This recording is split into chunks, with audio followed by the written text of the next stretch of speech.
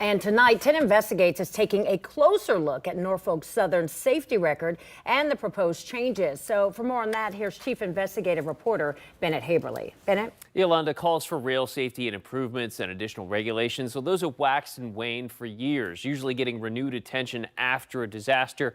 The toxic train derailment in East Palestine has again stirred calls for change.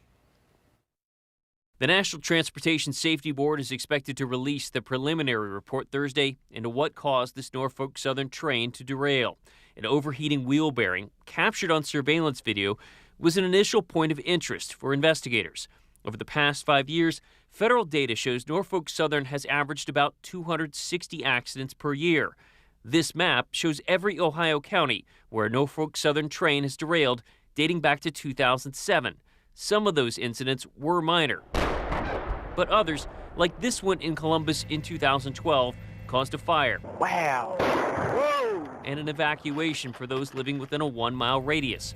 The train was carrying ethanol, a hazardous material. The NTSB found that the rail was stressed by rolling contact fatigue, which caused the rail to break under the train, leading to the derailment. Calls for increased train safety measures were renewed after this explosion in Quebec, Canada in 2013. That train was carrying highly volatile crude oil from the Bakken region of North Dakota.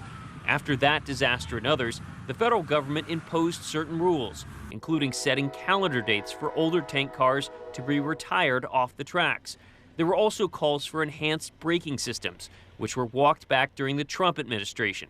But last week, the NTSB chair tweeted out that the braking rule would have only applied to high-hazard flammable trains, which did not apply to the train that derailed in East Palestine.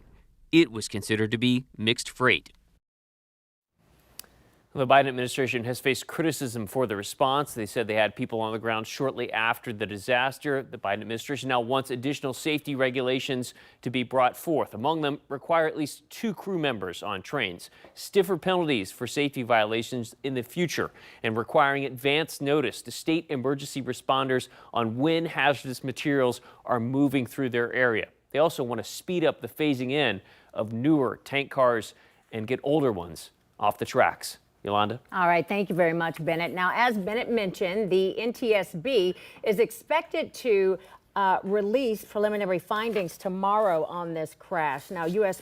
Transportation Secretary Pete Buttigieg will be on the ground in East Palestine tomorrow as well. And on Friday, activist Erin Brockovich will hold her own town hall.